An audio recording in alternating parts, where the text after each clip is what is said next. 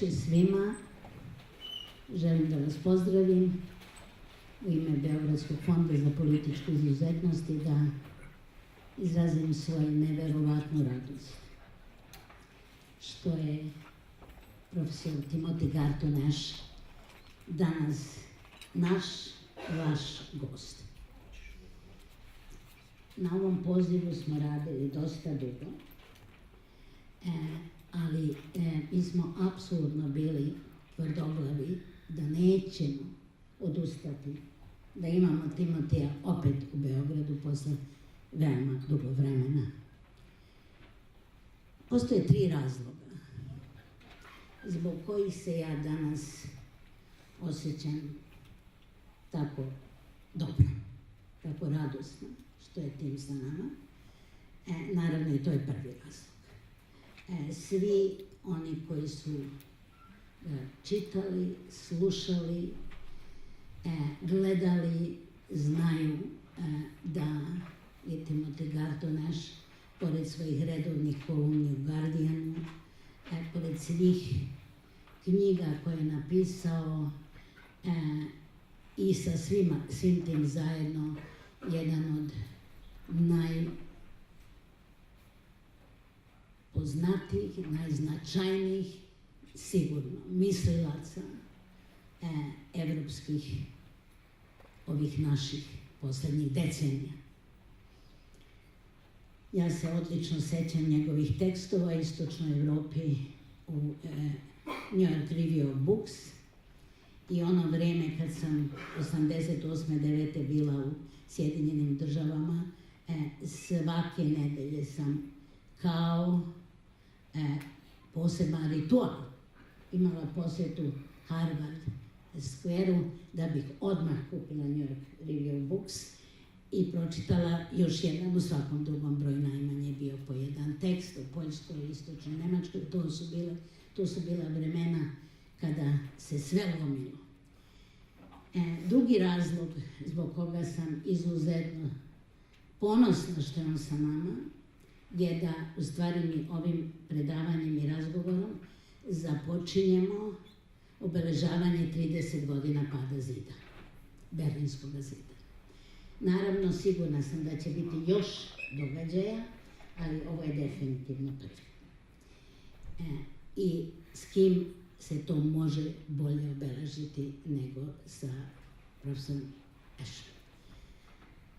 Treći razlog je vrlo interne prirode. Beogradski fond za političku izuzetnost je započeo svoje aktivnosti sa nečim što mi zovemo godišnji seminar. To je u stvari program u kome pokušavamo da pomognemo mlađim muškarcima i ženama, angažovanim u javnom životu, političarima ali i ostalim, da osvoje nova znanja, da se bolje upoznaju i sve sa nadom da ćemo uspeti da pomognemo da odraste, da sazri, da postane angažovano jedna nova generacija ljudi u javnom životu Srbije. Ove godine započinje 15. generacija svoj život sa nama, od sada pa negde do kraja godine. Do sada smo svake godine imali seminare, jedan format, ustaljen. Odlučili smo da ove godine hoćemo da menjamo, vreme je.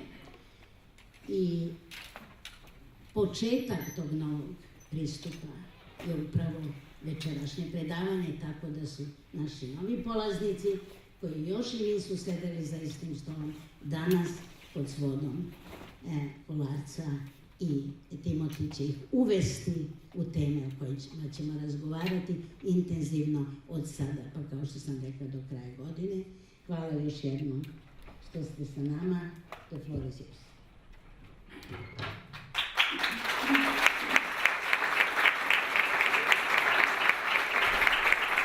So, thank you very much, Sonia, for that very kind introduction. And the first reason that I'm here is, in fact, Sonia Licht, because I want to pay tribute to Sonia, who has been an extraordinary, indomitable, doughty fighter for open society, freedom, human rights, rule of law, democracy, for longer than I can remember. So it's because of you I'm here.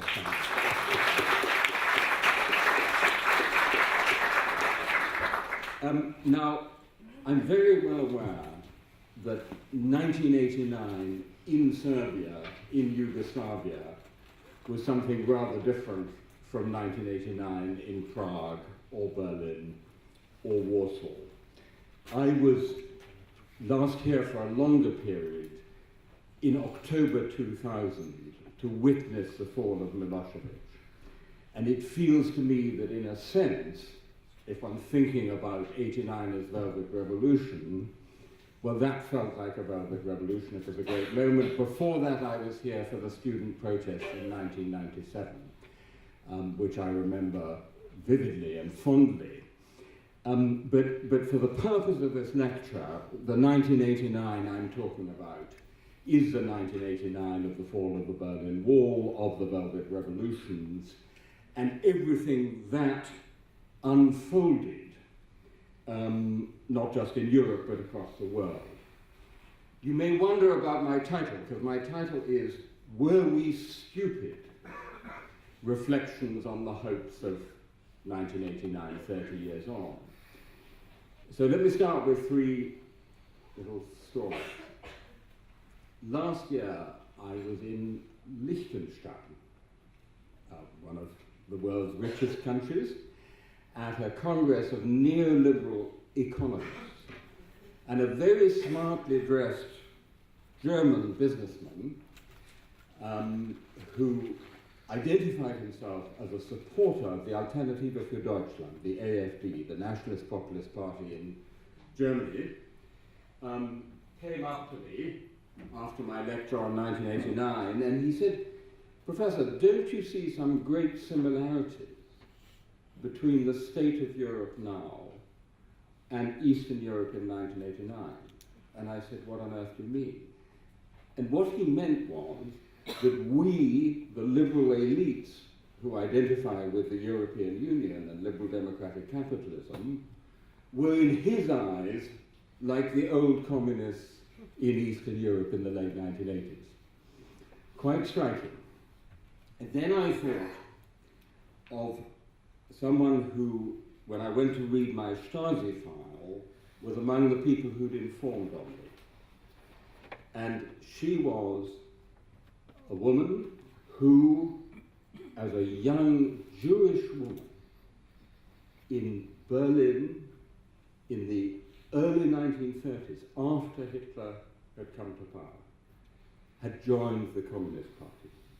A pretty brave thing for a young Jewish woman to do in Nazi Germany in 1934-35, and had suffered terribly for her choice. Her husband had got caught up in the purges in Moscow and so on and so forth. And this wonderful woman who had started out as a courageous, idealistic young woman had ended up being a Stasi informer. So the fact that you were brave and idealistic in your youth is no guarantee that you will end up in a good place 30 years on. And then I remembered a scene in the Velvet Revolution in Prague, actually in the Magic Lantern Theatre. You remember that the headquarters of the Velvet Revolution was a theatre called Laterna Magica, and I was actually inside the inner deliberations of the people around Václav Havel who were making the Velvet Revolution. And it was quite clear we were coming close to winning. The surest sign of that fact was that Václav Klaus had turned up. He hadn't been a great dissident until that moment, but as the prospect of gaining power appeared, suddenly Václav Klaus appeared. So we were close to winning, and suddenly, out of the blue, a bunch of students turned up, dressed as young pioneers. Remember the communist young pioneers? And they called themselves the Committee for a Joyful Present. And they presented us all with small mirrors. They said, so you can look at yourselves and make sure you don't turn into people like them. So what I want to do in this lecture is to look in the mirror 30 years on. And my title, Were We Stupid, comes from a book by a leading Polish intellectual called Marcin Król, someone who'd been much involved in opposition movements, independent cultural life. And 3 years ago, he published a book called Byliśmy głupi, We Were Stupid, in which it was a kind of autokritika, a self-criticism of the generation of the democratic opposition, exploring all the mistakes they had made, in his view, in 1989 and thereafter. And I'm going to come back to some of the things he said a little time on.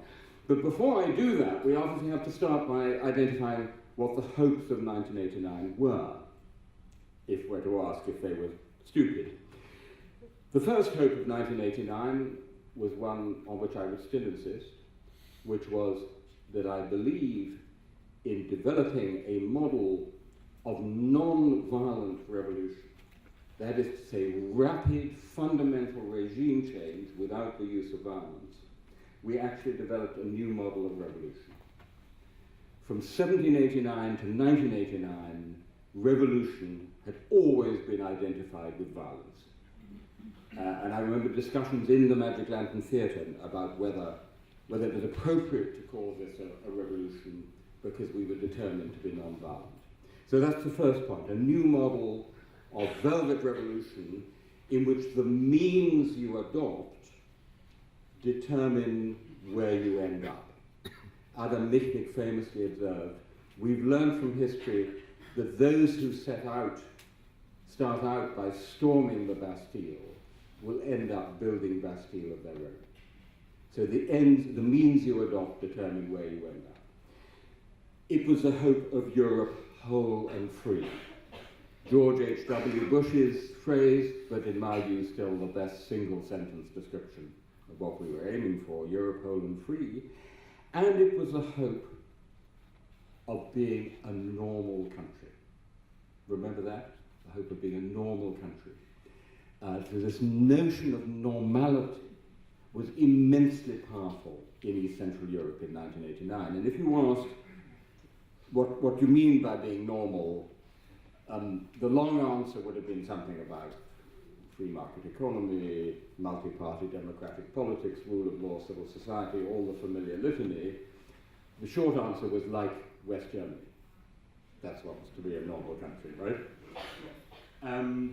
30 years on, of course, Viktor Orban has completely turned that narrative around. Then it was the East wanting to go West. Now Viktor Orban says, back in 1989, we thought Europe was our future. Now we are the future of Europe. And actually, in many ways, the influence is going more from East to West, as it were, from Viktor Orban in Hungary to Matteo Salvini in Italy, than the other way. But before I go on to explore the ways in which we might have got things wrong, I think it's important to say that I don't think we were naive in our hopes in 1989 and early 1990. Actually, at the time we knew it was America, that a nuclear-armed post-totalitarian empire had softly and suddenly vanished away with hardly a shot fired in anger, and we had great doubts about whether you could actually make the transition to a quote-unquote normal country. If I may read you what I wrote in the last pages of my book about 1989, which was published in 1990, I said, I quote, "Wishful thinking helps no one. You can, alas, paint with a rather high degree of analytical plausibility a quite dark picture of the prospect for the former Eastern Europe in the 1990s, a prospect in which the post-communist future looks remarkably like the pre-communist past, less Central Europe than Zwischeneuropa, a dependent intermediate zone of weak states, national prejudice, inequality, poverty, and schlamassel." So I don't think we had such unrealistic hopes in 1989. The joke at the time faced with the challenge of turning a post-totalitarian system into a quote-unquote normal country was, we know that you can turn an aquarium into fish soup. Can you turn fish soup back into an aquarium, right? And to a society in which all the independent rule of law, most of the reality of civil society, the free market economy, all the institutions of a democratic polity had been destroyed, turned into fish soup. Could you turn that back into an aquarium? Nor did we believe for a moment that these countries would rapidly come into the European Union or NATO. I vividly remember in early 1990 having a conference in Oxford when I said these countries should join NATO and the EU, and there were cries of absolute horror from most West European officials. So none of that we took for granted. And actually, and I'm now talking about East Central Europe, what we managed between 1989 and, roughly speaking, 2004, when you had the big enlargement of the European Union, 2007 for Romania and Bulgaria, was turning a fish soup into some sort of an aquarium. A pretty peculiar sort of aquarium, some might say, but nonetheless an aquarium. And I think that if there was a kind of liberal overreach or hubris, it actually comes not in the immediate aftermath of 1989. And everybody says Francis Fukuyama and the end of history and all that. I think the liberal overreach actually comes when we feel we've really succeeded in the early 2000s. And part of that narrative was the fall of Milosevic. Yes, in Serbia too, there's been the fall of Milosevic, there's been a Velvet Revolution, there's the beginning of a transition, and then of course the Orange Revolution in Ukraine, and the idea of colour revolutions. So I think if there was liberal overreach, it was in that period when we turned our eyes, me too, to wider horizons of, so to speak, spreading liberalism and open societies, and rather forgot about the other half of our own societies. And as it were, when our backs were turned to new frontiers, things started going wrong in our own society. Now, if we're thinking about what went wrong or what we missed, you have to distinguish between two different things. The generic problems of, broadly speaking, Western liberal democratic capitalism, the West, if you like. That's to say, the kinds of things that have also gone wrong in Britain and France and the United States, and those things which are specific to post-communist Europe. You will be very familiar with a phenomenon which I call intra-European Orientalism. That is to say, the tradition of West Europeans orientalizing Eastern Europe as something not exotic, barbaric, not fully belonging to the Europe of the Enlightenment. Kaplan's book, Balkan Ghosts, some of you may remember. Actually, it goes all the way back to Voltaire and Rousseau and their picture of a barbaric, exotic Eastern Europe. And a recent example is a book by the Polish journalist Witold Szabłowski, which some of you may have seen, called Dancing Bears. Has everyone seen that book, Dancing Bears? It starts with the story of how Roma in Bulgaria used to have dancing bears. You remember the dancing bears? You may even have seen one. And when Bulgaria joined the EU, this was felt to be rather cruel to the bears. So people went around Bulgaria taking the bears away from their owners and putting them into nice zoos or reserves meeting all EU standards for treatment of animals. But Szabłowski said, even so, these old bears, now and again, even though they were being well-fed and well-treated like EU citizens, now and again they would still get up and dance. And he uses this as a metaphor for the people of Eastern Europe after the communist period, right? That even though they were apparently living in Western liberal democratic societies, they would occasionally get up and dance like dancing bears. Now this, of course, is something very odd because it's not just West Europeans orientalizing Eastern Europe, it's an East European orientalizing his own part of Europe, right? Now this is an extreme form of intra-European Orientalism, but clearly there are some elements in our story which are peculiar to post-communist Europe, and some which are generic to a much wider crisis. The other distinction we have to make is between specific mistakes, oversights, unintended consequences of policy choices where we could have done something different since 1989, and what I would call historical process, a pattern of historical development, unintended consequences of 1989, which we couldn't necessarily do much about, but nonetheless plays out over a longer period of time. So one way of thinking about what's happening in the world at the moment is that there has been something like, crudely put, a liberal revolution for the last 30 years or so. And now what we're getting is what every historian would expect you to get after a revolution, which is the counter-revolution. And so we're actually getting an anti-liberal counter-revolution. And it is in a way a tribute to the success of the liberal revolution that there is this reaction. So a very good example of this would be China, whose policy is in many quite fundamental ways a reaction to what happened in 1989. And this is the thing we didn't see in 1989.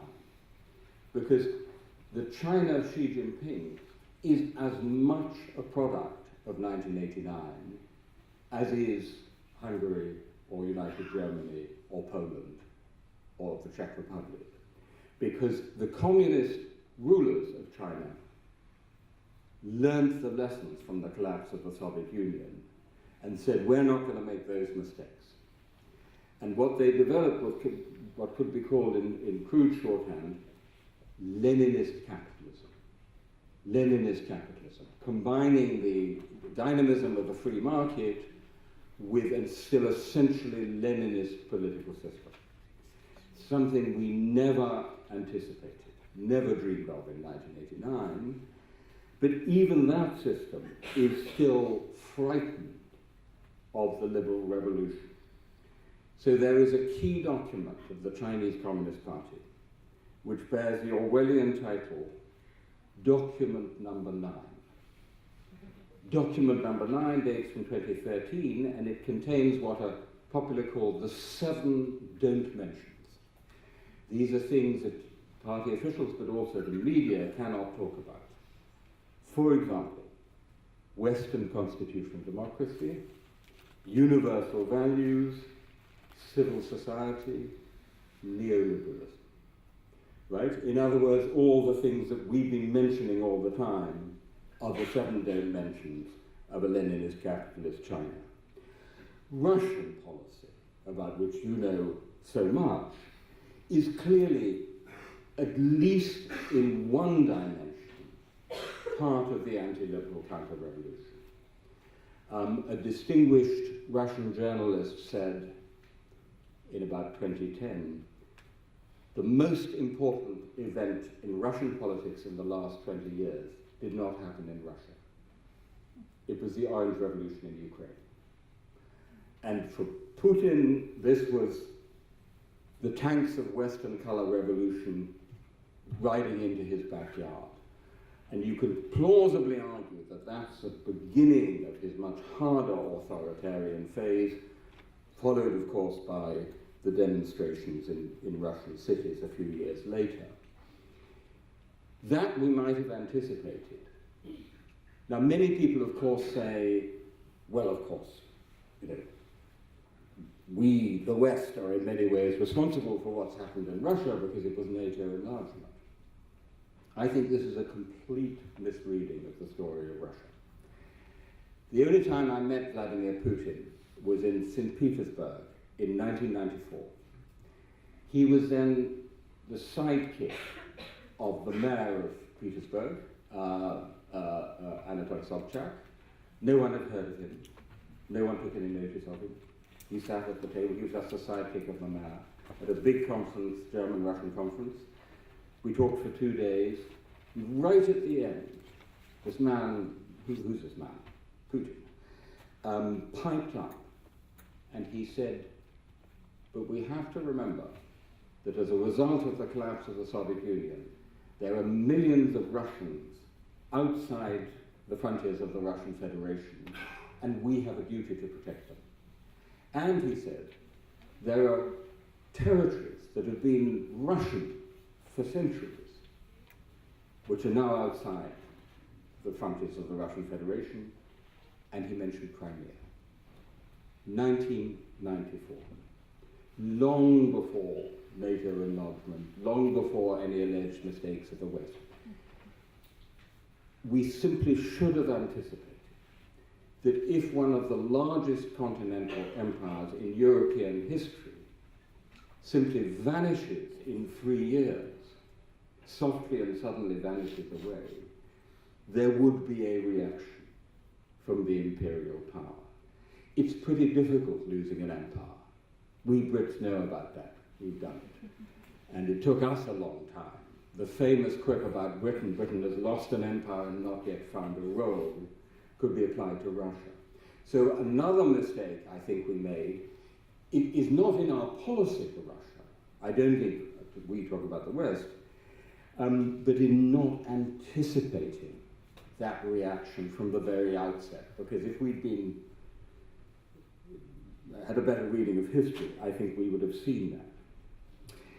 Another way in which I think we simply didn't anticipate the kind of historical process of action and reaction is in anticipating a kind of reaction to the degree and speed of change. Those of you who've read your Karl Marx will know that Marx said that the truly revolutionary force would be globalized capitalism. Globalized capitalism, he says in a famous passage, is the force that is going to change everything. And if you look at what happened, I mean, in many parts of the world, but particularly in post-communist Europe, you had an absolute transformation of almost every aspect of life. Not just the political and the economic system, but every aspect of life was transformed. And part of what one sees in the support for Kaczynski in Poland or Orban in Hungary, but also in a sense in the Brexit vote in the poorer parts of Britain, is simply a reaction to the scale and speed of change. It's just too much, too fast.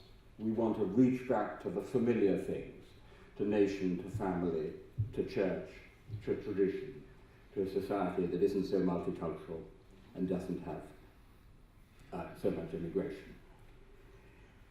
And then there is, and this is my last main point on these matters of historical process which conscious policy can anticipate but can't do much about, the problem of success.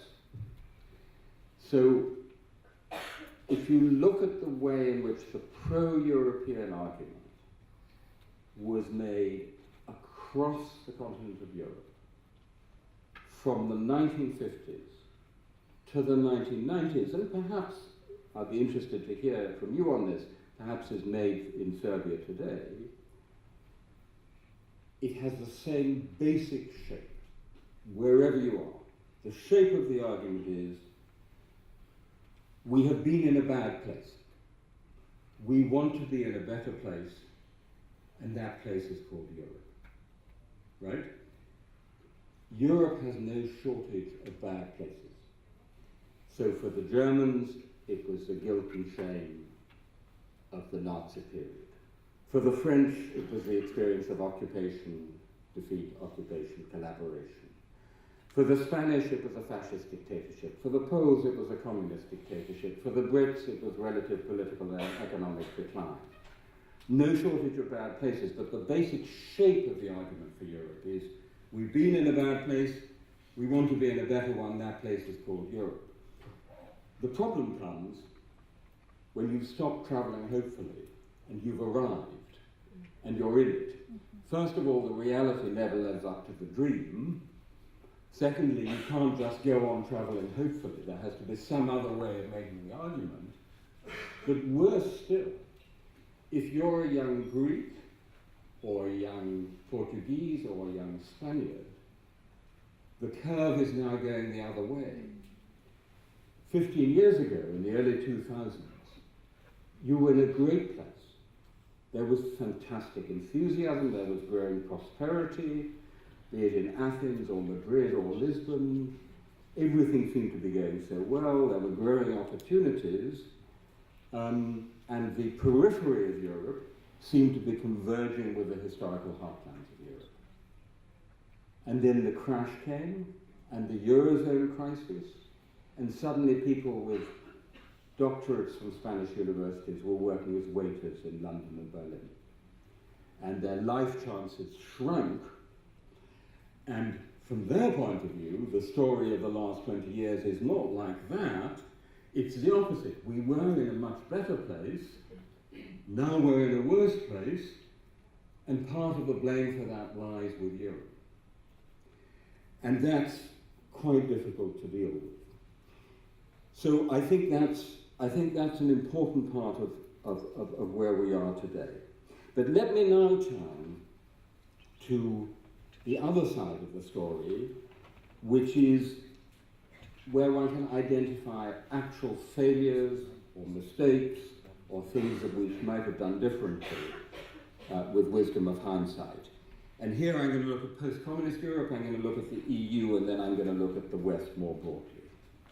So in terms of post-communist Europe, and obviously I'm thinking particularly of East Central Europe here, of course, the classic argument now is, oh well, we shouldn't have gone for neoliberalism.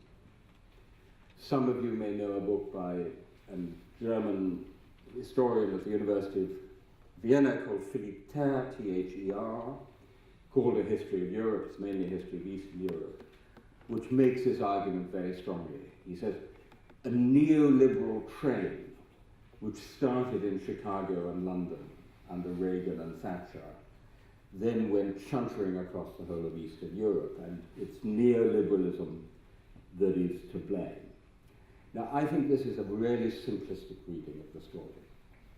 I can tell you, because I knew most of them, that the people who made the policies of shock therapy and rapid transformation to a market economy in Eastern Europe were not, for the most part, neoliberals. Václav Klaus is an exception.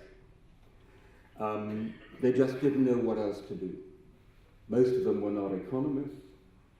You had the fish soup, how the hell do you turn it back into an aquarium? And this was the formula that was on offer. And a clever Harvard economist called Jeff Sachs comes along and says, this is how you do it. We did it in Latin America, now we're going to do it here. So it was a pragmatic decision. And in my view, not a mistaken pragmatic decision. Where I think the mistake was made was not to see that while the society in aggregate was going to benefit enormously from this, per capita GDP in Poland and Ukraine in 1989 was about the same equivalent. Today, per capita GDP in Poland is more than 3 times more than in Ukraine. So in aggregate, it paid off. But, as you will know very well, at the cost, an enormous cost, for those who lost out in the transition. And I think a real mistake after 1989 was not to see that you needed a really strong social policy and retraining policy, a policy for those who were going to be losers in the transition. And that helps to explain the success of populists like Jarosław Kaczynski or Viktor Orban, because they come with a right-wing nationalist ideology and rhetoric, but with a left-wing social policy. And Kaczynski came along and said, we're going to give 500 zlotys a month to every family for every second and subsequent child. That lifted a lot of people out of poverty. A lot of people who've been struggling on the poverty line in Poland were suddenly lifted out. A liberal government could have done that many years earlier.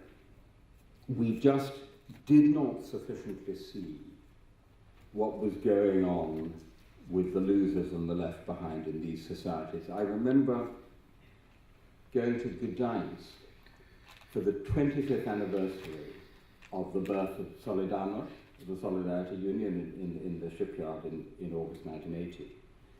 And there were all these great celebrations with all the leaders and leaders from the West near the shipyard.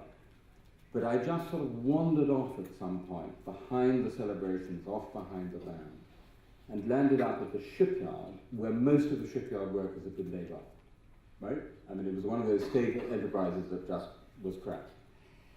And outside the shipyard gates, the historic shipyard gates, we all remember from the photos of the strike, there were 3 straw men in the stocks. You know, those wooden things where the head of the prisoner is put in the stocks, like medieval prisoners. And under each of these, with a photo on the face of the straw man, and under with the heads it said, Marek Roman, chairman of EWIP, thief. Janusz Szlanta, former chairman, thief. Jerzy Lewandowski, current chairman, swindler. And that anger was there, and that anger was made more acute by the reality of corruption, perhaps not altogether unfamiliar to this audience, in some places, and also by the problem of the past. Because it was a velvet revolution, a negotiated transition, what Ernest Gellner called the price of velvet was that the former power holders, the Communist Party people, including some very nasty characters who've been involved in repression, not only got away scot-free, but actually made the rapid transition to the market economy using their advantageous starting position. We called it the privatization of the nomenclatura. I think you had it here too. And therefore, this indignation was also an indignation by the sense of historical injustice.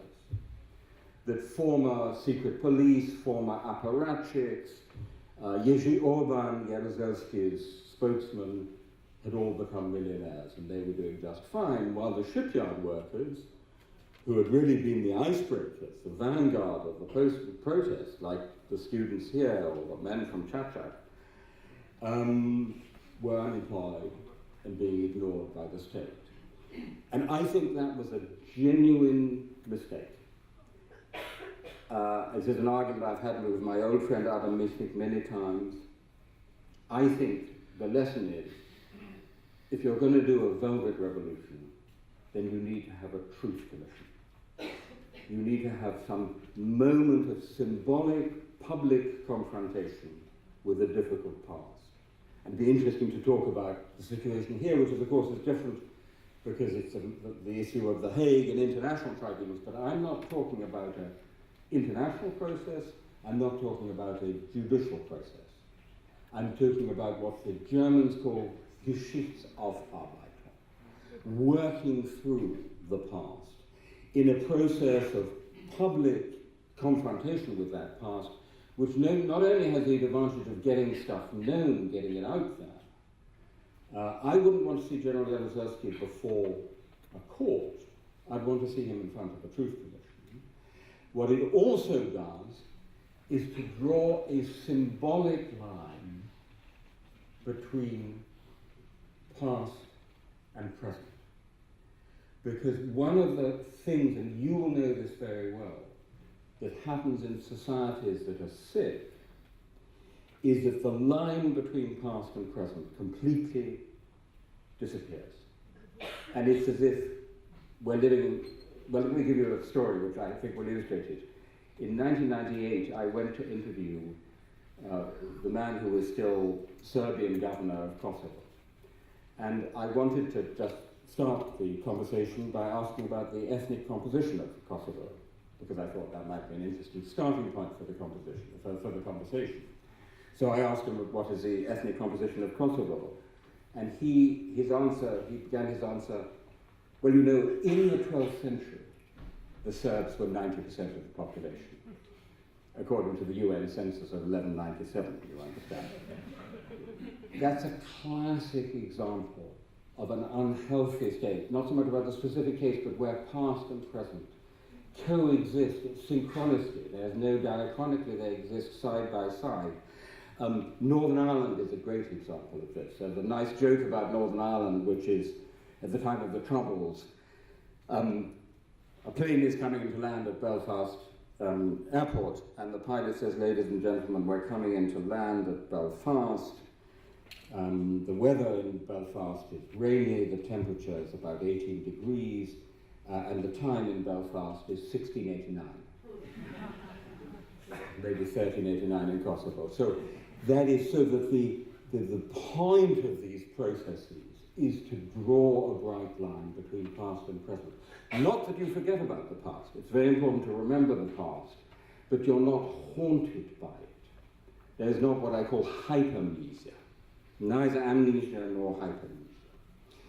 Now, there's another point, and it's a point very well made by Ivan Krastev and Stephen Holmes in a terrific article called, I think, The Politics of Imitation, which is what was so peculiar about the Velvet Revolutions was that they were revolutions just to become like something that already existed, like West Germany. Habermas called it die nachholende Revolution, the revolution of catching up, of imitation. And so in Poland or the Czech Republic or Hungary in the 1990s, you didn't actually have to explain much why you were doing what you were doing, why you were introducing this reform or that law. All you said was, we need to do it in order to return to Europe. And that was accepted as a purely instrumental explanation. But then you have the problem, once you're in Europe, then nobody knows exactly why you're doing all these things, because you only were told you were doing them to get into Europe. And that, I think, has become a real problem in these countries. That the argument, in German one would say, Europa als Selbstzweck, as a goal in itself, without asking why exactly you needed to do this from your own point of view. Now, another mistake I think we made in post-communist Europe, and this will be interesting to discuss with Sonia and others here,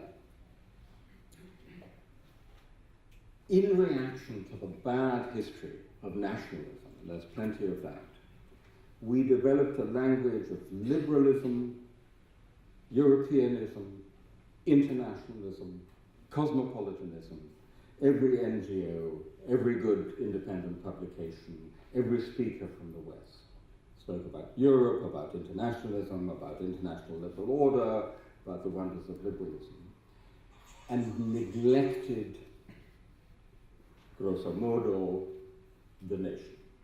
Because that was bad old nationalism and we wanted to go to good, liberal, international Europe. And this, of course, left the enormous emotional power and traction of talking about tradition, history, the nation, not just to conservatives, but to radical populists. And again, Poland is a classic example of this. The Law and Justice Party in Poland is the only party I know, you may give me another example, which begins its life with a museum. The Museum of the Warsaw Rising in Warsaw, which developed a story about the heroic struggles of Poland for independence, which became the story of the party. And I think this is a really important point to reflect on. I myself am very skeptical about the rhetoric. I don't know if these names will mean anything to you, but Ulrike Guerreau and Robert Menas talk about the European Republic. And they say the point of Europe is to transcend not just nationalism, but the nation state altogether, to go beyond the nation. That is not where most Europeans are, or likely to be for the foreseeable future. So it's fine to argue for it, but if you don't also talk about patriotism, about the values of your own country, you leave that territory to the radical populists. So I actually think that's a great mistake we made. Now, moving on to the EU post-1989, we have a few European ambassadors, EU ambassadors, and others with us here today. I think there are a few things to point out. One is that the adoption of the timetable for the euro was a direct response to the fall of the Berlin Wall and the concerns of Germany's neighbours, and I can demonstrate this to you from the documents around German unification.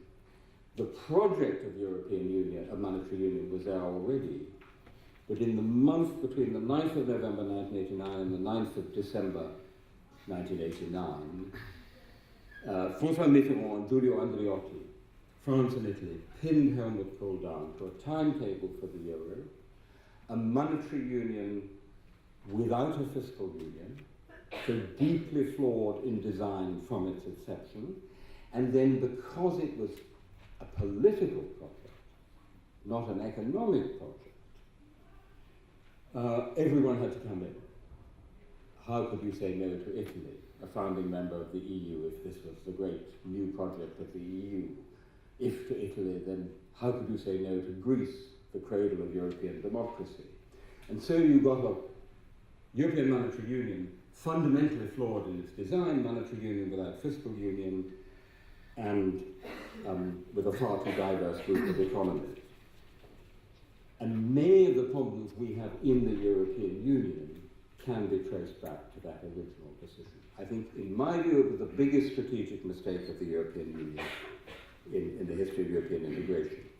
There was also an opportunity cost because we were doing enlargement, we were doing the euro, so there was very little energy and political will and time left to do what we should have done, which is to develop a more coherent common foreign and security policy. We knocked down the internal frontiers in the Schengen area without thinking about the external frontiers.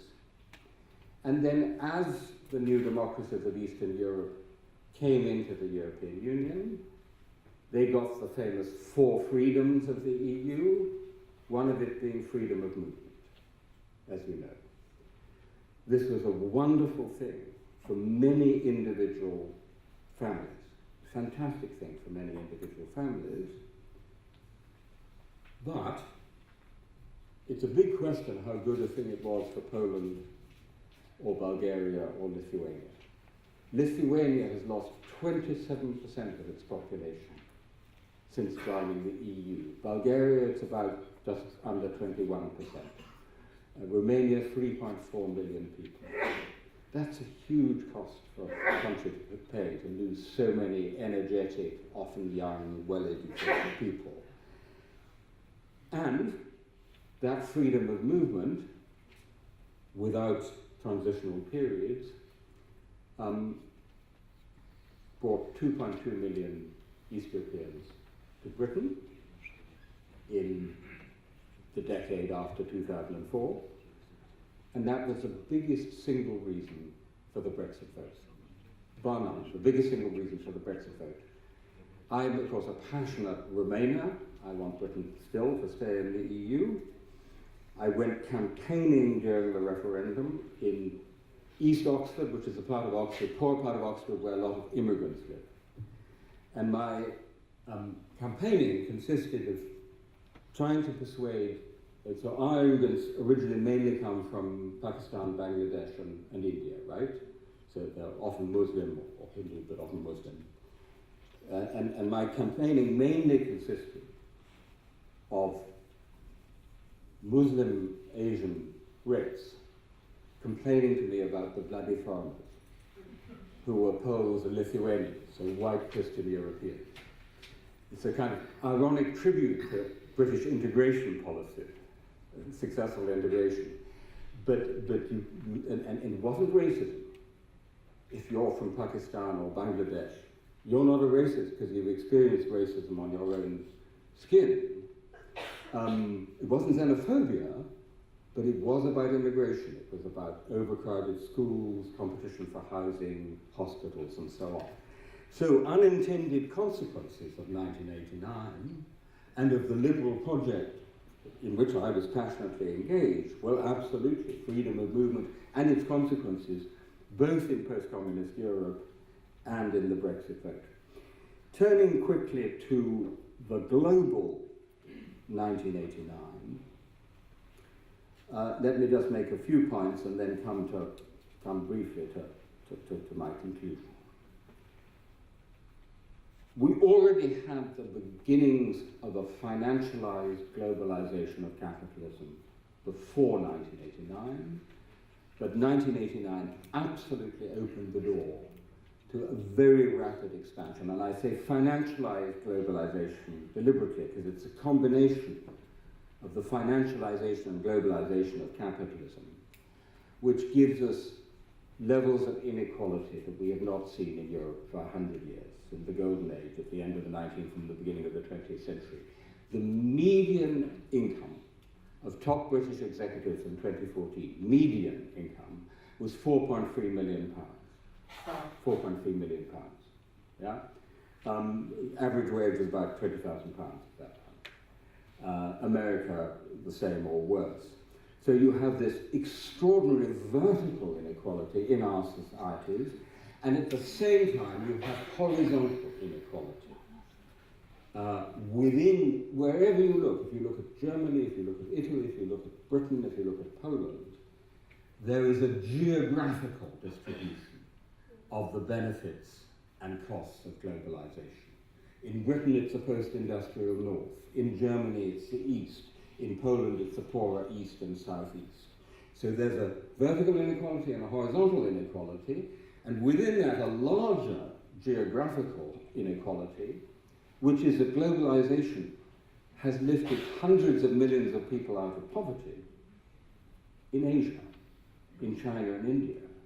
So it's been very good for lifting people out of poverty in China and India, but not in the heartlands of the Old West. Partly in response to this, you have an open door to the rhetoric of populism. And what happens with populism is that an elite of political entrepreneurs see an opening in speaking in the name of the people, attacking the elites, of which, of course, they themselves are part. But they've been eaten in Oxford, but never mind. But the consequences of what I've been talking about opened the door for that rhetoric, in addition to which, and this may be interesting to you since we're speaking in the neighborhood of a university, one of the great liberal projects of the last, not just 30 but 50 years, has been to spread higher education, right? So the Blair government had the target of 50% of children should go to university. Great liberal goal, 50% into higher education. So we did that. Unintended consequence, we split our societies down the middle, 50-50. Between those who went to university, went to live in the cities, benefited from globalization, became liberal, cosmopolitan, open-minded, and those who were left behind in the places they come from. And the inequality is not just an inequality of income and wealth, it's also what I call the inequality of respect. So there's a large part of our societies who just feel that they're being ignored, entirely ignored by those people in New York or Paris or Berlin or London or Warsaw, and if they're not being ignored, they're being treated as backward bigots, in which there is some truth, by the way. I mean, not that they're backward bigots, but they're being treated as backward bigots. Classic example, Hillary Clinton's comment about part of Trump's electorate being a basket of deplorables. The Law and Justice Party in Poland has a very interesting phrase. It talks about redistributia prestigio, the redistribution of prestige. Not the redistribution of income, but of prestige. But it hits a nerve. And then they talk about the redistribution of dignity. And that's also part of it, and I think it's very much part of what we got wrong. In what Michael Sandel calls technocratic liberalism, we did have technocratic, meritocratic elites who at times acted just a teeny bit like a Leninist vanguard, telling the people, we know what is good for you. And I'm afraid that the EU, in some of its manifestations, was a particular example of that. Directives coming from Brussels, from this remote technocratic elite, saying you must do that or you must do this to be good Europeans, had more than a hint of that, and not least in the Eurozone, when the directive was not just you must have this or that regulation on clean air or clean beaches, which is rather a good thing, but we don't like your government, so you must get a different government in order to stay in the Eurozone. In addition to which, the language of European liberalism was a cold language. There have been quite good studies on this, actually, really interesting studies about a semantic analysis of how parliamentarians in various European countries speak about Europe. And the analysis shows that they use much longer words when they talk about Europe than when they talk about their own countries, and much colder words. It's remote and it's cold. Pierre Asner, the great French scholar of international relations, his last book was called La Revanche des Passions, the revenge of the passions. And that, in many ways, is what we've experienced. The revenge of the passions, facilitated, it has to be said, by the internet, by the digital revolution, with, as you well know, has certain famous echo chamber effects, the repetition of certain narratives, like the Trump narrative or the populist narrative. I vividly remember when I came here to witness a student protest in 1997, a journalist called Chris Hedges, who one or two of you may remember, a New York Times journalist, had just written an article describing the student protesters as children of the internet. And the first thing one of the student leaders said to me, he said, I want you to know, I'm not a child of the internet. But in a way, the populists are the children of the internet, or at least their voters are the children of the internet. This too is an unintended consequence of the digital revolution which developed after 1989. Pierre Asner, in a really prescient essay that he published in the magazine Esprit in 1991, said, and it was a really prophetic warning, he said, let us not forget, as we celebrate the triumph of liberality and universality, of liberty and universality, those yearnings which in the past have given us socialism and nationalism, the yearning for solidarity and equality on the one side, and community and identity on the other. And that brilliantly summarizes what we are experiencing. The lack of solidarity and equality, a concern typical of the left, and the felt lack of community and identity, a topic more typically of the right. I come to my conclusion. I don't think we were so much stupid as perhaps too clever by half. But in a way, that's a kind of stupidity. Stupidity is not just a quality of stupid people. There is a kind of stupidity which you find in extremely well-educated, clever, articulate people, and they're sometimes the stupidest people of all. It's the stupidity of our elite Brexiteers in Britain. And I think we were guilty of a bit of that stupidity of being too clever by half. Some of the omissions that we made, which I've described, like the Truth Commission, like the social policy, it's rather late to catch up on that now, although there's still something we can do about that. But some of them, it's definitely not too late to do something about. We know what needs doing to make the Eurozone work better, not simply to keep it going, to stop it collapsing, which is what we've done so far, but to make it so it works for South Europeans as well as for North Europeans. The challenge is just to do it. We have to develop a stronger language of liberal patriotism. For me, this is one of the biggest lessons of these 30 years. Not to leave the nation to the nationalists and the populists, but to develop a much stronger language of liberal patriotism alongside liberalism, Europeanism, internationalism. And we have to fight the good fight against nationalist populism, each in our own corner. Europeanism begins at home, right?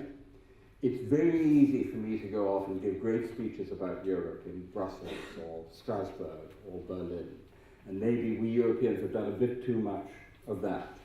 What we actually have to do is to go back to the left-behind parts of our own societies and there make the case for open societies and freedom and Europe. So that I've actually spent, which is one reason, as Sonia knows, this has been delayed a bit, I spent a lot of the last 6 months trying to reverse the decision for Brexit, and I'd be happy to talk about that in the discussion.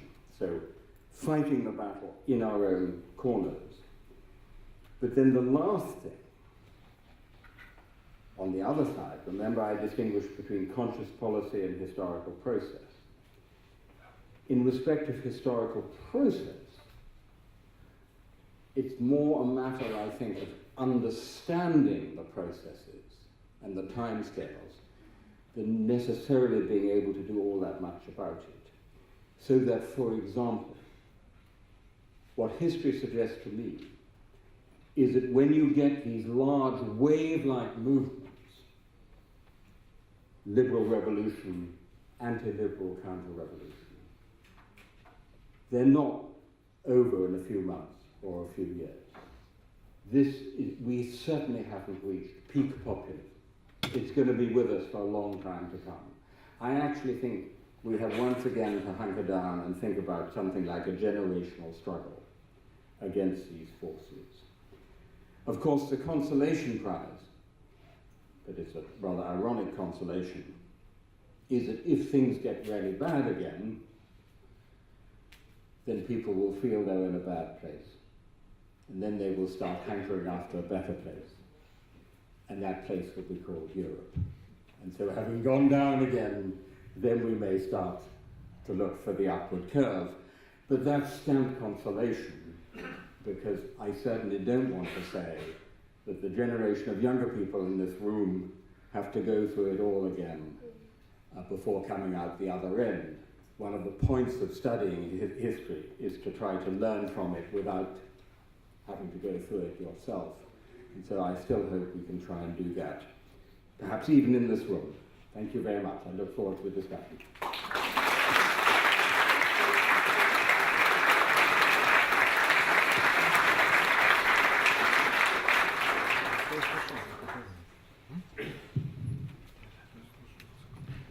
Izvolite, imamo retku priliku da porazgovaramo s Timotijem, da vidim ko će ga probijeliti. Yes. Thank you. As the British ambassador, I think I'll leave it to somebody else to ask the question about Brexit.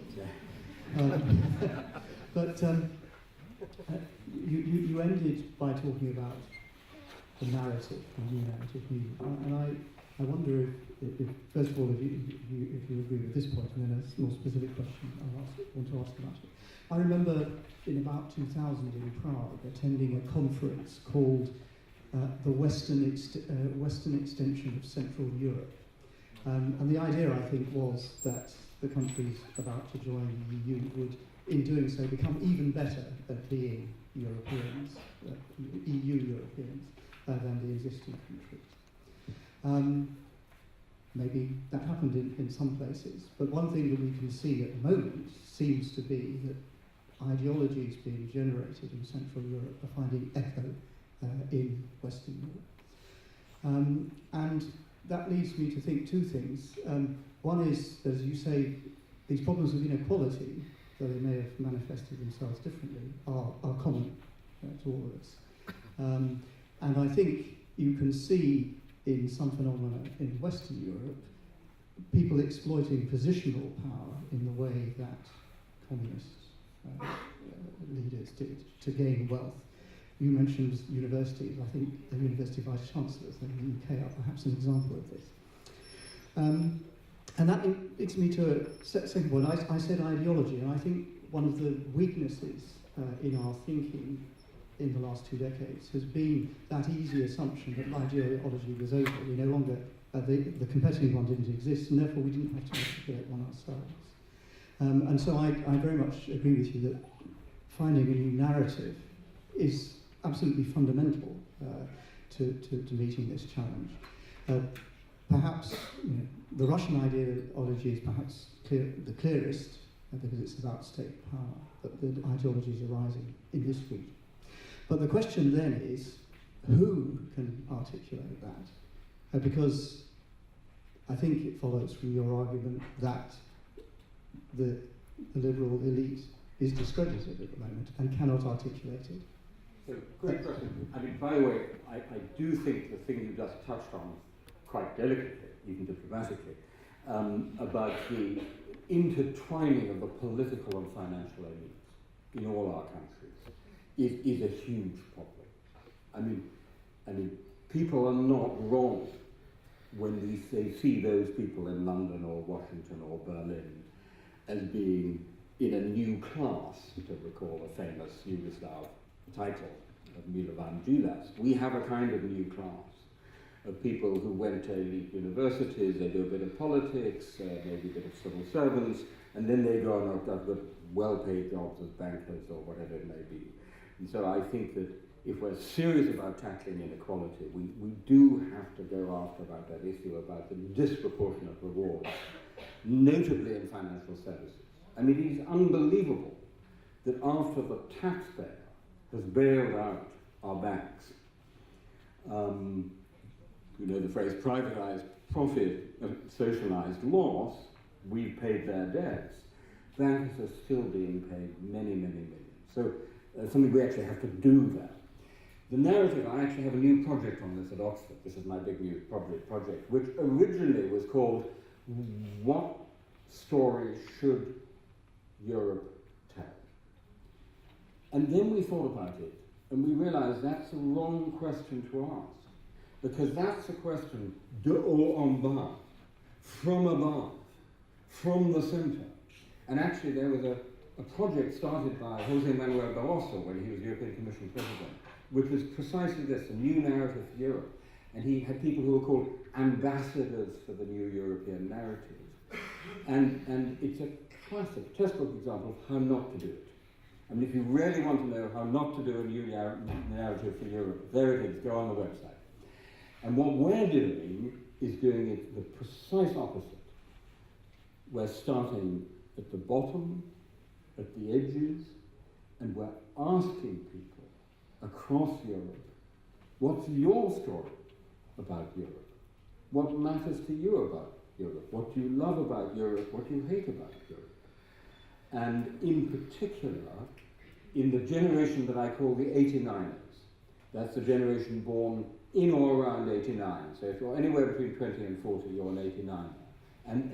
And we're looking to the 89ers, and so we're going to ask them, and what we will get is a huge cacophony. And the question will then be, not is there a simple melody, but is there polyphony? In other words, is there some sort of harmonic pattern in what these people say? And so I'll come back in 2 years' time and tell you what we found.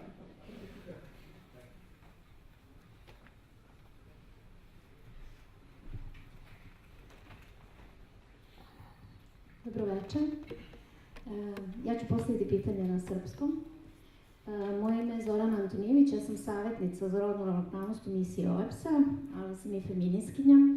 I moje pitanje će ići u pravcu ovoga što ste pomenuli, da smo propustili da veću pažnju posvetimo socijalnoj politici. A onda ste potom rekli da bi Evropa trebalo da nađe put ka common security policy. Ja mislim da treba da nađe put ka novoj zajedničkoj socijalnoj politici. I moje pitanje vama bi bilo da li vidite negde svetlo u tom tunelu, na kraju tog tunela, pošto meni se čini da je nejednakost trenutno, a to se najbolje vidi na položaju žena u Evropi i ovde na Balkanu, u Srbiji, toliko velika da jednostavno ne znamo odakle da krenemo. Hvala.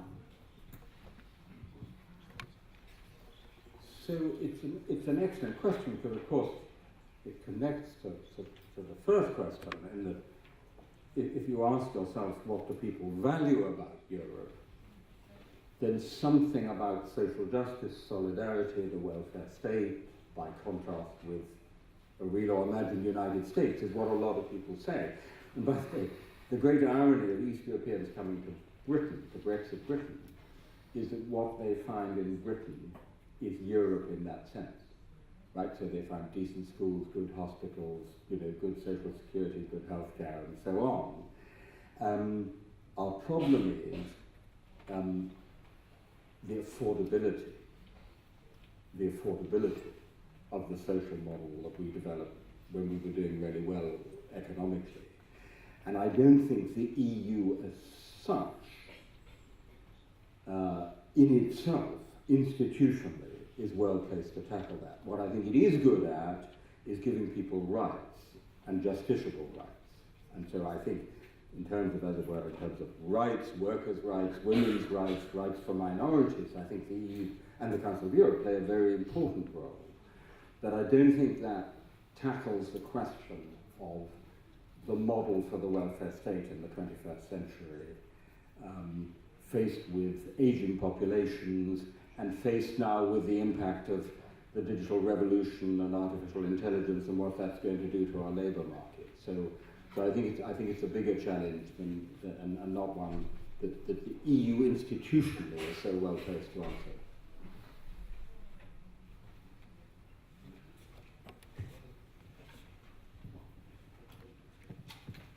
Hello, my name is Vladimir Međik. I'm from European Movement in Serbia. You finished your lecture with the hope that new generations will actually learn from the mistakes of the past. Please tell me that there was one generation that actually did learn from the mistakes of the previous. I can't remember, but maybe you have better knowledge of history than me. Tell me that there was one. And since the ambassador of UK didn't ask about the Brexit, I would. What's your point on that? How do you see it going to finish from this point that we have only 45 days until March 29? Thank you. Two very small questions. There's an old cliche that the only lesson history teaches is that no one ever learns history's lesson. I think Europe proves the opposite. I would argue that there were 3 generations of European leaders who did learn from history, from the history of 2 world wars and the Holocaust and the Gulag. And that went all the way through to the generation of Helmut Kohl. The biggest conversation stopper I think ever encountered in my life came in a conversation I had with Helmut Kohl, who, by the way, was an enormous man. He was an absolutely mountainous man. He towered over you. And I sat down there with enormous giant Helmut Kohl, and I was interviewing him about the history of German Ostpolitik. And he said, by the way, do you realize you're sitting opposite the direct successor to Adolf Hitler? What does one say? My dear fellow, don't take it so hard, you know. It's quite a conversation starter. If I'd been quick enough, of course, what I should have said was, well, actually, Herr Bundeskanzler, there was, of course, Admiral Dönitz, so you're not the direct successor. But I was somewhat flummoxed by, but the reason for this rather shocking remark was to say, I understand my historical responsibility and I'm going to do everything differently from Adolf Hitler. And by and large, he did, it has to be said. So I don't think it's so possible. The difficulty is that these were people who were learning from their personal experience of a bad past. That's a difficulty. It's not learning from the past, it's learning from other people's histories. That's the difficulty. Now coming to Brexit, I will be as brief as I can, but I will simply say this. In my view, Brexit is the most gratuitous and consequential act of national self-harm in Britain's modern history. And what is more, it's not only unbelievably damaging to Britain, it is much more damaging to Europe and the whole European project than many people the other side of the channel have to understand. There is no good way out of this mess. The least worst way out of this mess is to have a second referendum in which the British people vote to remain in the European Union, and that's what I've been working for day and night for the last 6 months. We still have a chance. I'm not going to say it's a big chance, but there's still a chance because our parliament actually is working as a democratic parliament should. And there's still a chance that parliament, because there is no majority for any other solution, because there's no majority for any other solution, at the end of the day, on the principle of last man standing or last woman standing, will say, okay, we take it back to the people. And there's a specific proposal, I don't want to bore you with all the details, but there's a specific proposal in Parliament at the moment, which is Parliament agrees to vote for her deal, the deal negotiated with the EU, on condition that that is then taken back to the British public in a referendum which says, you voted for Brexit, but it was a pig in a poke, you had absolutely no idea what it would mean. Now we have the actual deal negotiated by the government. This is what the withdrawal looks like. Do you want that, or do you want to think again and stay in the EU? And then I think we'd have a good chance of doing the only intelligent thing.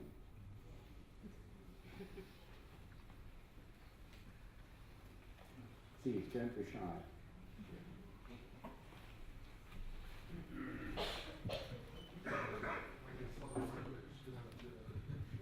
I'm the head of the Center for British Studies in Belgrade, and my question is about liberal patriotism that you mentioned, which I think is a great idea.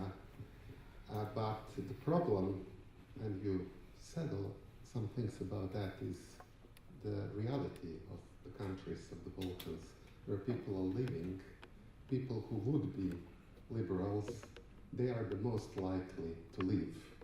So the future of these countries is just to be less liberal for that simple reason. And the second thing is, what should we say to our students? I'm a professor at the University of Belgrade. I've had 3 candidates who were supposed to be my assistants. The first one said, I would like to go to Britain. Would you sign me a letter of recommendation? I did it. And he left. The second one came and said, I got state stipend for South Korea. He was just admitted to the faculty. I signed him a letter of recommendation. He left. And finally I said, oh, this is the guy who is going to stay. He came and said, I'm going to Germany.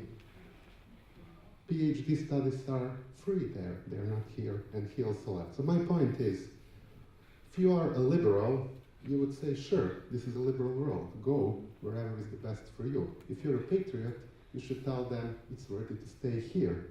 It's very difficult to be both in countries like Serbia, Bulgaria, and other countries of the region. So at the end of the day, you become either or you become schizophrenic. So the only way I see is that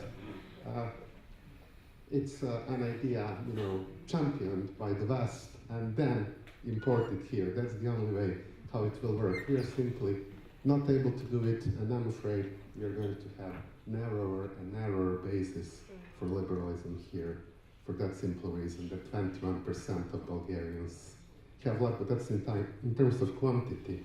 In terms of quality, it's even impossible to measure, and the same is happening in Serbia right now, and some projections are even worse for Serbia than for Bulgaria. It's incredibly telling and important. I will remember what you said. Ivan Kraskat makes the subtle and important point that what normally happens after revolutions is that the losers leave. So it was the aristocrats who left France after the French Revolution, and the whites who left Russia after the Russian Revolution. Right? In this case, it's the winners who left after the revolution, the people who shared the values of the revolution who then left, and we, by the way, benefit enormously from them in Oxford and other British universities, and it's wonderful for us. I mean, you may know that the Romanian finance minister, a couple of months ago, made a proposal where he said he would like the EU to limit to 5 years the period that Romanians could work in other EU countries. That came not from Britain, it came from Romania, and it was very interesting for this very reason. So there is a kind of large policy question about how we handle freedom of movement inside the EU altogether. There's a policy question there, but of course it's now an absolutely sacred cow. It's a theology of the four freedoms, so that's very difficult to do. On the liberalism and patriotism point, I mean, we're all schizophrenic slightly. I mean, I guess the best stab I could make at answering your point is this. Would it not be the case that if some European countries, which were better placed in this respect, made a better job of doing liberal patriotism, and the place to start would obviously be France, because in the whole French Republican tradition they have the civic definition of the nation. And maybe in time, some countries in post-communist Europe, maybe the Baltic states, for example, had some more liberal patriotism. Then, as it were, with time, the better version of identity politics might begin to spread. I'm not sure that may be a naive hope, but it's the best answer I can give to your very good and very depressing point. Next time you send us a student, we'll turn him down.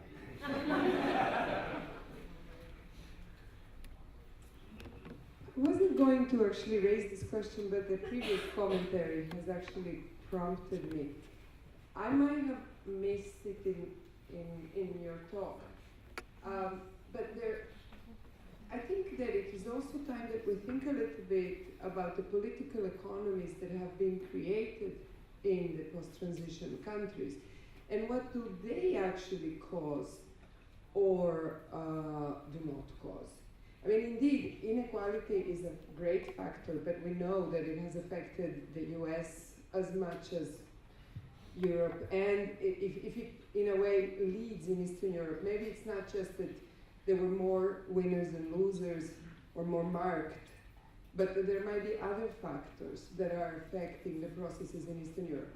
And why the discussion a second ago reminded me of that is that, for example, one thought that sits on my mind, and I hope I might be able to hear more from people who might have studied it, is the battle that has been fought in our countries from 1989 on between the status quo and the protection of small, large, earned privileges of those who have them, and they're generally small. And the little interest that exists in those who have them to allow change and risk losing them for the sake of creating structures or allowing structures that might bring greater productivity, bring greater ownership of progress through through own economic change, through interest groups that might benefit from change locally.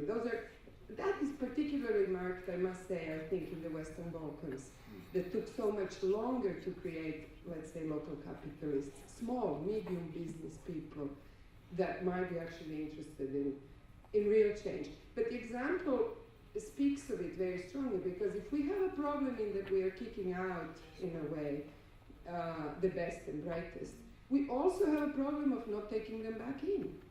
I know of many people that would come back to Serbia's state universities if they could come back as full professors, which they would deserve, being the universities where they are. But unless you start a career inside serving a local professor, the university is such, and it has not reformed itself, you cannot come back in that way. So there are homegrown problems that I think we neglect to study too much, but I would love to hear of references where... I couldn't agree more. I mean, 3 quick points. First of all, the privatization of the nomenclatura, the incestuous relationship between political power and economic power, look at the media world, for example, all of that is very far from how a social market economy should function, and is not great for developing, what in German would be called Mittelstand, small entrepreneurs. Some exceptions in the Baltic states and elsewhere, but on the whole that's right. Secondly, if I talk to young Poles or Czechs, particularly Hungarians, students in Britain, and say, why aren't you going back? One of the reasons they give is because I don't want to be bossed around by some 50-year-old man who is much more ignorant than I am, but because we have such an old-fashioned hierarchical structure of the workplace, is going to be bossing me around, particularly if I'm a young woman, for example, right? So that the culture of the workplace, as much as actually having a job or a wage, seems to be a big problem. Third point, and it actually connects to the 2 previous questions. If you remember, one of the great scares of 1989 was, now we're going to get Mitteleuropa again. Remember that? Where it's going to be dominated by Germany. Well, you know what? It is. But not in an aggressive imperial colonial way, but by a syncretic process in which both sides wanted to do that, so that the economic model of Slovakia is of massive integration with the German economy, providing lower wage skilled labor. Meeting with a Polish economist a couple of years ago, I've never forgotten this. You know the painful history between Poland and Germany. And he was describing the state of the Polish economy, and he just said, en passant. Of course, the Polish economy is part of the German economy, as if it was self-evident. Right? So we actually have got Mitteleuropa in some sense, but in a voluntary way. But that's a problem too, because it's not a great starting point for becoming a highly developed, innovative economy, and it does wound the national amour propre. So the part of the populist agenda is actually about economic nationalism. So I think in all those 3 respects you have a very good point.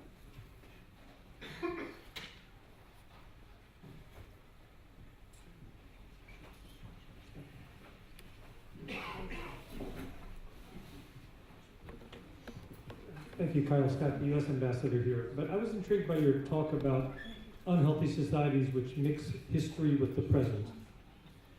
Those of us who serve in this region might recognize that in pretty much all of this region. You talked about a truth commission or something like that. Let me tease you out a little bit. How does that work?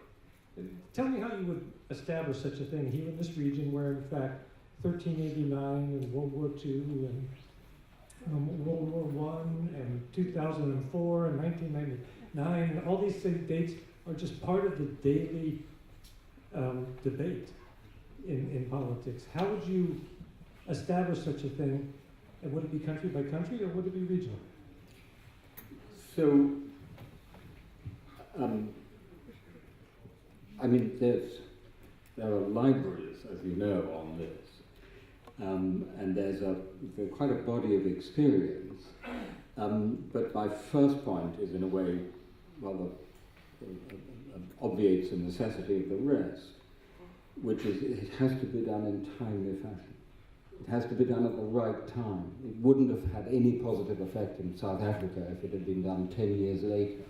It has to be done soon after the transition, so that instead of the catharsis of a traditional revolution, the aristocrats are hanging from the lampposts, you have this political theatre when these men who were so mighty and powerful and these torturers are hauled up in front of the spokespeople of the nation to answer for what they did. And so it has the effects of both knowledge, i.e. we know what's actually happened, there's a solid body of established fact, what happened in this or that case in the Balkans. That's very important, because of populism flourishes on myths and conspiracy theories. And then there is acknowledgement, public acknowledgement from the perpetrators that this is what they did. And then you draw a line under it, and you move on, and you don't keep obsessing about it. That's as it were. And then, of course, you need good history, good journalism, good films, so that people don't forget about that stuff. That's in the sort of crudest, shortest version of how one would go about it. Not so much that I can immediately see that one could do now, however many years on, alas.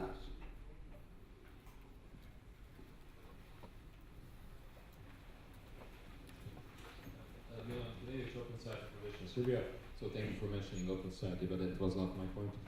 I have a question at the beginning. A small O and a small S. Also, it depends on the part of the sentence. My question is related to your aspirations at the beginning of this century, related to opening secret police files and opening files here in Serbia. Would it bring still some support to the ideas of the Truth Commission, or you think that those processes in societies such as Serbia or the region are cannot be used at the moment?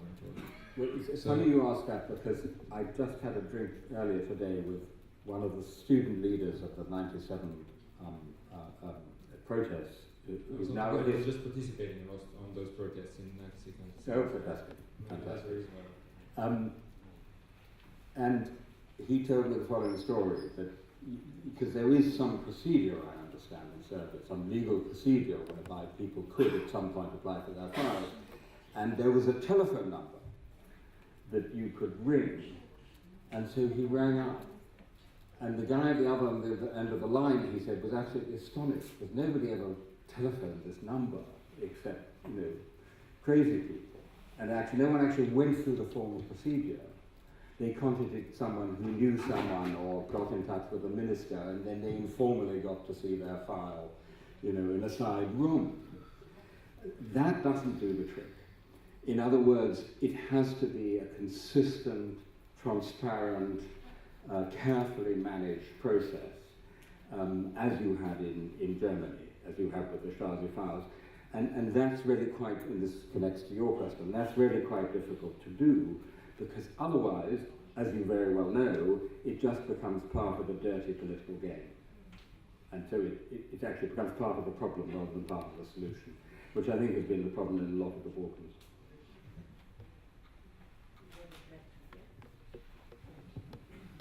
One more question. Maybe Mikhail Gajic from LIBEC, an NGO economic think tank working here. I think that we have been lacking in talking about one important topic within our lecture. That is the pervasive culture and cultural differences between Central and Eastern Europe, basically, and the Western Europe. When we take a look at the World Value surveys that are done, that actually have been done for more than 2 decades, we see that people living in Central and Eastern European countries are, on average, more chauvinistic, more nationalistic, more prone to big governments, saying that the government is supposed to find them jobs, etc., than people in Western Europe. I believe that that part of the equation hasn't been made an important in looking why the transitional path of different countries in Eastern Europe diverge. When you take a look at Ukraine and Poland, as you said, they went on different paths. Part of that is because of the institutions that haven't been able to be strong and independent from outer political influences. The culture, pervasive culture, has influence over political institutions, but also political institutions can have influence on pervasive culture. That is a very long debate in social sciences. I believe that your comment on the cultural differences between these East or Central and West Europe could bridge the gap. So, as a historian, I'd be the last person to suggest that history doesn't matter. And it is very satisfying for a historian to look at the electoral maps of Poland or Romania and see the frontiers of the old empires re-emerging. So that's clearly the case. But I am also a deeply anti-Huntingtonian. I profoundly dispute the claims of cultural determinism. That because you have an authoritarian past, you must have an authoritarian future. There's quite a good book which has a title called something like The Liberal Gamble, The Liberal Wager. And it says the liberal wager is that politics can change culture. That if you get the politics right, the institutions right, the education right, then over time you can change the culture. I think a world values survey in Spain in 1948 would have shown you a pretty authoritarian value set. But half a century of better politics, better institutions and better education has changed that culture to make Spain a rather admirable European liberal democratic country. So yes, cultural heritages have to be taken into account. Yes, they're a challenge, but I still firmly believe that given time, institutions and politics can change culture.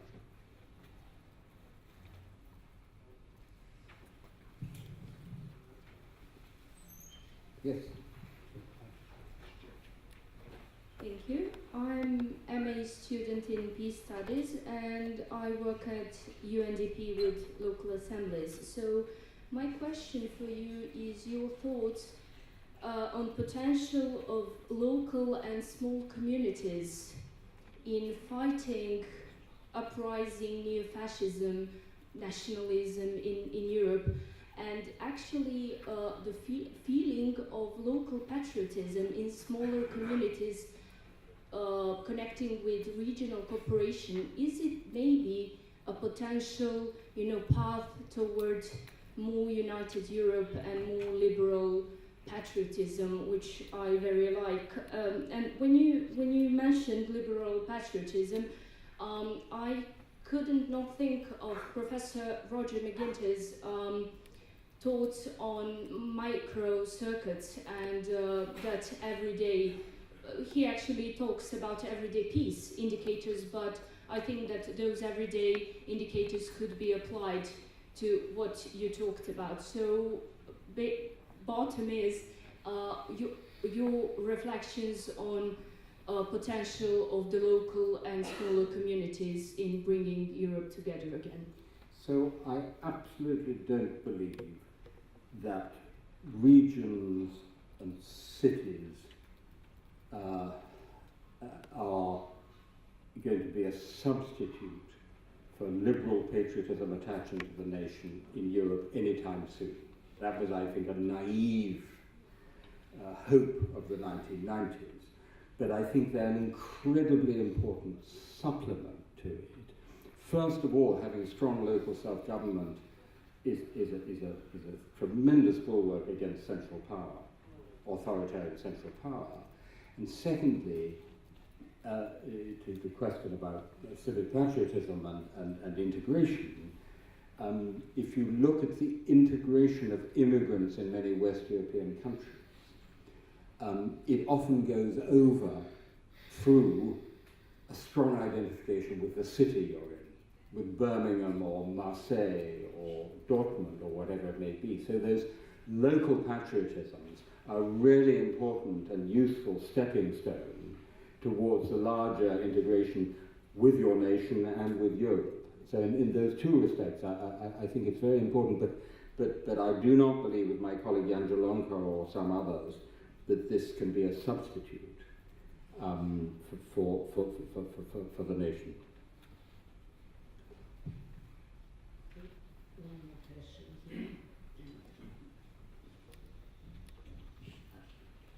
Two questions are related to the future of Europe, because this year we will have elections for new European Parliament and Commission, and what's your thoughts about how it might look like regarding the situation where extreme forces and l'extrême droite is in rising? And the second one is related to something that you said, that you see, as I understood correctly, a shred of hope for liberal patriotism in France.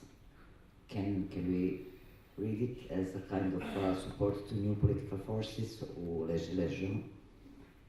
Thank you. Unfortunately, Emmanuel Macron isn't doing that well at the moment. And it's a great shame, because he at least in theory, he's got it right.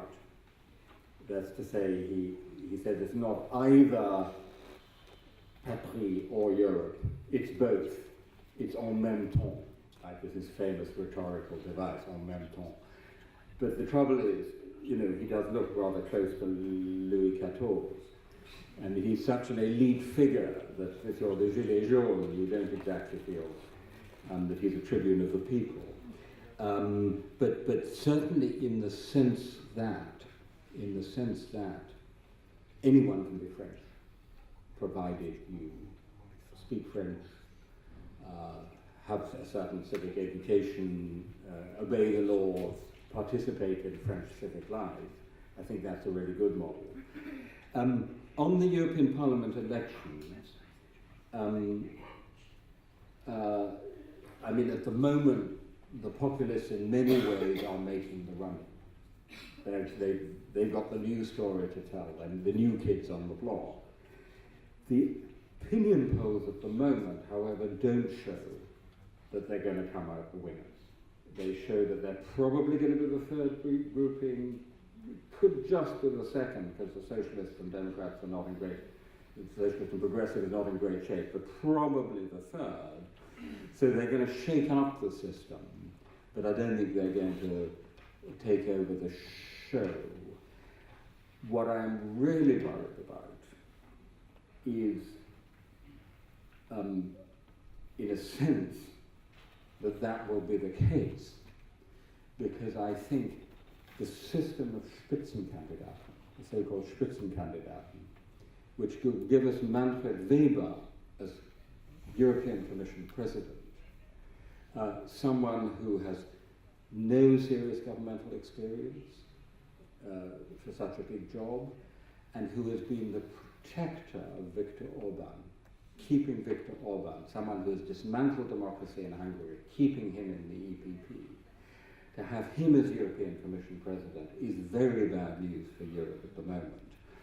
So that, you know, what I hope comes out of those elections is something other than the Spitzenkandidaten and Manfred Weber as the new face of Europe. I think the new leaders, the Commission President, Council President, Parliament President, head of the central bank, are actually going to be quite important in the sort of new face of Europe. I think there is a real chance that come the autumn, if the elections don't go too badly, if Britain stays in the EU, if maybe we have a new government in Germany, for example, a black-green government, if Macron succeeds in doing what he's trying to do with the Débat National in France, that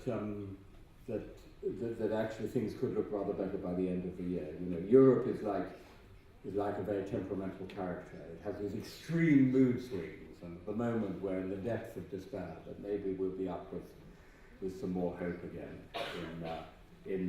and if you have a great result in your elections, that'll be great as well.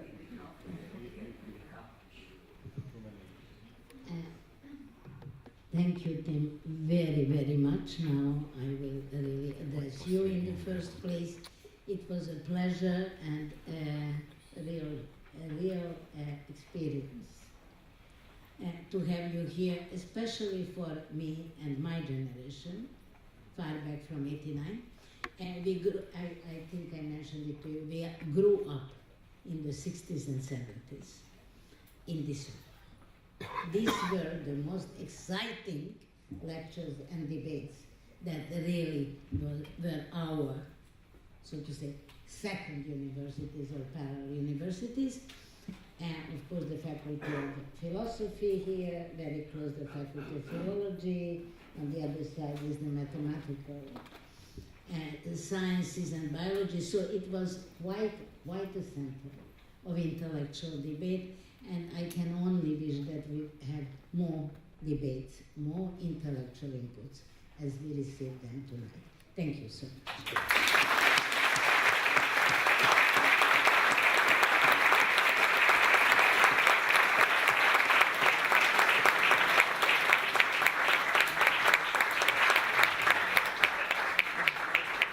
And thank you for being such a wonderful audience and interested audience. There is coffee and something to have some juices or something in front of the room so you can take it.